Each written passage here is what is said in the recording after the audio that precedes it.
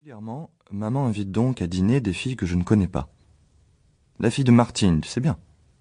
La fille de Françoise, tu te souviens bien. Vous avez joué ensemble quand vous étiez petits. Moi, je ne me souviens de rien du tout. Je vois juste débarquer des inconnus, qui ne sont même pas dans mon école. Mes yeux noirs ne suffisent pas à décourager maman, qui met une énergie farouche à tenter de faire parler la malheureuse, laquelle ne sait d'ailleurs pas plus que moi ce qu'elle fout là. Au début, je ne pouvais pas m'empêcher de détester toutes ces inconnues, et puis j'ai bien compris qu'elles étaient victimes, tout autant que moi, des sombres stratagèmes de nos mères, bien décidées à nous marier. Une fois le dîner terminé, je veux dire une fois le casting terminé, maman se tourne vers moi et m'adresse son sourire le plus machiavélique. « Alors, susurre-t-elle haletante, adorable cette Fanny, non ?» Ou encore « tellement bien élevée cette Alban ?» Dans ces cas-là, plusieurs réponses rageuses me viennent à l'esprit. 1. Maman, j'aime pas les filles. Mais c'est pas totalement vrai et c'est surtout injuste pour toutes celles que je ne connais pas. 2. Maman, passons aux choses sérieuses. Madonna, tu l'invites quand? 3. Maman, tu me fais chier. Et toi, papa, me regarde pas avec cet air désespéré, parce que toi aussi tu me fais chier. Aucun des absurdes dîners avec la fille de Martine, Françoise, Thérèse ou encore Laure n'a pour l'instant réussi à me faire basculer dans cette épreuve sublime qu'est l'amour. Heureusement que mon frère contrebalance la raclure égoïste immature individualiste que je suis. Merci Camille, vive Camille. Un fils réussi sur 2, c'est sans doute la moyenne nationale. Bref, chez nous, l'amour et le mariage, c'est une obligation. J'oubliais, en cas de désobéissance, la sanction est fatale. On fait plus partie de la famille. L'oncle Arnaud, par exemple, envoyé au Brésil, ou en Amazonie, je sais plus très bien. À 30 ans, il n'était toujours pas amoureux et marié. Alors du vent, on l'a plus jamais revu. L'ironie de l'histoire, c'est qu'il est peut-être tombé amoureux en descendant de l'avion au Brésil ou en Amazonie. Maintenant, il est probablement marié et personne ne le sait.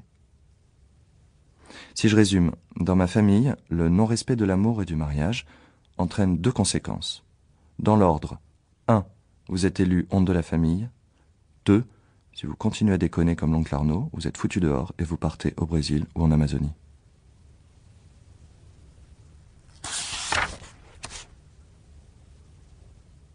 À la fin de mon repas d'anniversaire, maman et sa sœur se sont mises à débarrasser la table, suivies des cousines. Les hommes se sont installés au salon. J'aurais bien rejoint mes cousins dans la chambre de Sylvain, mais j'étais très inquiet. Alors je me suis glissé dans la cuisine. Je suis arrivé en pleine conversation. Maman disait à ma tante, « C'est comme le prince Albert, toujours pas marié. » J'ai demandé, « C'est qui le prince Albert ?»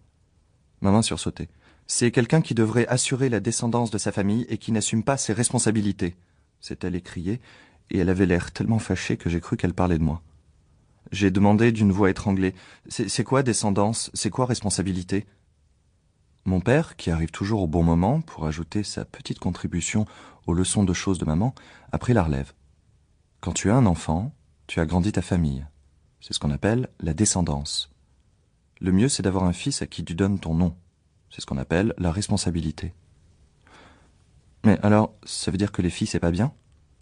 Ma question était sans doute totalement déplacée, puisque papa n'y a pas répondu et a préféré retourner fumer son cigare au salon. Mon frère Sylvain s'est penché vers moi avec un petit sourire. Mon frère voit tout, entend tout. Il y a toujours un mot gentil pour me rassurer. « T'inquiète, Martin. On fait pas partie de la famille royale, nous. Tu viens ouvrir tes cadeaux ?» Les cadeaux. Je les avais complètement oubliés. D'ailleurs, je m'en foutais, et je me reconnaissais plus. Je savais pourtant très bien ce qu'on allait m'offrir. Un synthétiseur avec 364 sons différents. 1 an que papa et maman me le promettaient. 1 an que j'en rêvais. Mais ce jour-là, je l'aurais bien troqué contre un livre de recettes pour ne pas être la honte de la famille. C'est décidé, me suis-je dit. Dans 1 semaine, je suis amoureux. Et je me marie dans la foulée.